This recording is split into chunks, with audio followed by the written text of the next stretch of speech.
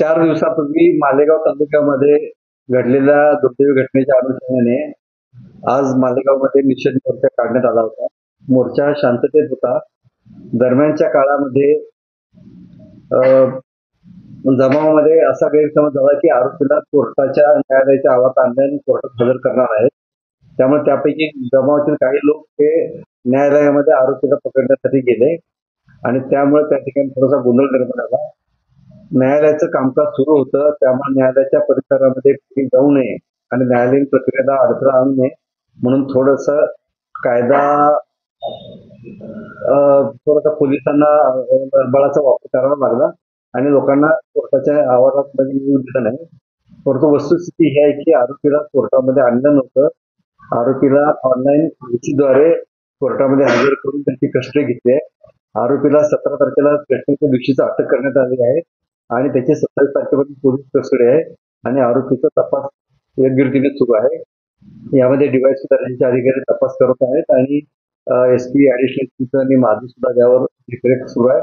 तपास अतिशय चांगल्या रीतीने चालू आहे आणि मला खात्री आहे की आम्ही लवकरात लवकर त्या केसचं चार्जशीट करू आणि फास्ट ट्रॅक कोर्टामध्ये हा केस चालवण्याचा आम्ही प्रयत्न करू. माननीय मुख्यमंत्री महोदयांनी आणि इतर मंत्री महोदयांनी सुद्धा याबाबतीत फार शासनानं गांभीर्याने घेतलं आणि स्पेशल पीपीची नेमणूक करून यामध्ये लवकर चार्जशीट करून लवकर केस चालेल आणि लवकर त्यामध्ये न्याय मिळेल त्या दलित व्यक्ती मुलीला, असा आमचा प्रयत्न सुरू आहे. आणि माझी आपल्या माध्यमामार्फत नागरिकांना आव्हान आहे की यामध्ये योग्य रीतीने तपास चालू आहे, सर्व कायदेशीर प्रक्रिया चालू आहेत. आपण आम्हाला सहकार्य करावं, कुठल्याही अफवावर विश्वास ठेवून असं काही आपल्याला कळालं तर आपण कृपा करून पोलीस कंट्रोल रूम 112 किंवा आम्हाला आपण विचारून माहिती घेऊ शकता. परंतु विनाकारण अफवा विशेषतः सोशल मीडियाद्वारे काही गैरसमज पसरवून विनाकारण सामाजिक वातावरण ढवळणार नाही याची काळजी घ्या. सध्या निवडणुका या बाकीच्या सगळ्या गोष्टी आपल्याकडे आहेत, तर आपण सर्वांनी थोडंसं गांभीर्यानं आणि समजूतदारपणे वागावं अशी माझी नागरिकांना आव्हान आहे.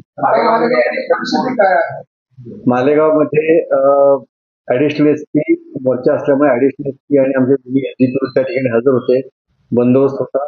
मगाच्या घटनेनंतर एसपी आणि आरसीपी सुद्धा तिथे रवाना केली आहे. एसपी साहेब त्या ठिकाणी कदाचित पोहोचले असतील आणि आजूबाजूच्या पोलीस स्टेशनचा बंदोबस्त आरसीपी, एसआरपीएफ हाचा सुद्धा आपण बंदोबस्त पाठवला आहे आणि नागरिक आता त्या ठिकाणी शांतता आहे. फक्त लोकांची मागणी होती की आरोपी आमच्या ताब्यात आहे, जे कायद्याने शक्य नाही. त्यामुळे लोकांचा थोडासा रोष होता, परंतु आता परिस्थिती पूर्णतः शांत आहे, नियंत्रणात आहे. एकूण परिस्थिती नियंत्रणात राहावी आणि सध्याची असावी त्यासाठी काही ऍडिशनल फोर्स त्या अनुषंगाने आपण आरसीपी पाठवली आहे आणि आपण मालेगाव, गोंधराळे ज्या गावामध्ये घटना घडली त्या परिसरामध्ये पण आपण बंदोबस्त थोडासा वाढवलेला आहे. त्या गावामध्ये जिथे दुर्दैवी घटना घडली त्या ठिकाणी, कारण हे गाव धुळे जिल्ह्याच्या बॉर्डरवर आणि मालेगाव थोडं लांब असल्यामुळे तिथे आपण तात्पुरतं पोलीस मदत केंद्र सुद्धा सुरू केलं आहे. त्या ठिकाणी पोलीस चौकी सुरू करण्याचाही मानस आहे. त्याबाबत प्रस्ताव पाठवून कायदेशीर कारवाईचा आम्ही प्रयत्न करत आहोत.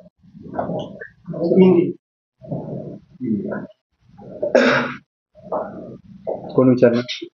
सर, मालेगावमध्ये आज घटना होईल लेकर अभी पोलीस सिचुएशन अभी क्या है? दुर्भाग्य से मालेगांव तालुका में 4 दिन पहले जो घटना हुई उसके बारे में आज मालेगांव में निषेध मोर्चा लोगों ने उत्स्फूर्त निकाला था. मोर्चा शांति से चल रहा था, लेकिन बीच में एक गलतफहमी, एक रूमर ऐसी फैली गई कि आरोपी को कोर्ट में लाया गया है. इससे कुछ जमाव के कुछ लोग कोर्ट में जाने की कोशिश की. कोर्ट के काम चल रहा था तो कोर्ट का काम को दिक्कत ना आए करके हमारे पुलिस कर्मियों ने और अधिकारियों ने उनको रोका. इससे थोड़ा यूज ऑफ फोर्स भी करना पड़ा ताकि कोर्ट का काम को दिक्कत ना आए. लेकिन वस्तुस्थिति ये थी कि आरोपी को कोर्ट में नहीं लाया गया था.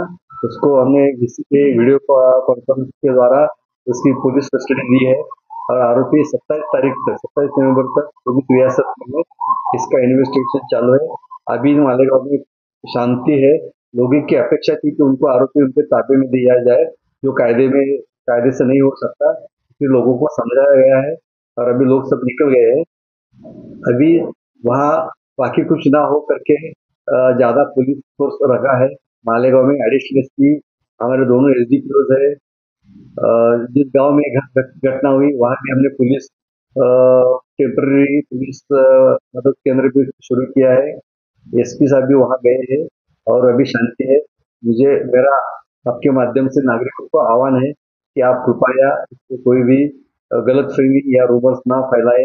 अगर आपके पास कुछ ऐसी जानकारी आती है तो कृपया करके कंट्रोल रूम को या 112 को फोन करके आप इंफॉर्मेशन लीजिए, लेकिन गलत फहमी पे भरोसा ध्यान मत दीजिए, विश्वास ना रखिए और गलत फहमी ना फैलाइए, स्पेशली सोशल मीडिया के माध्यम से।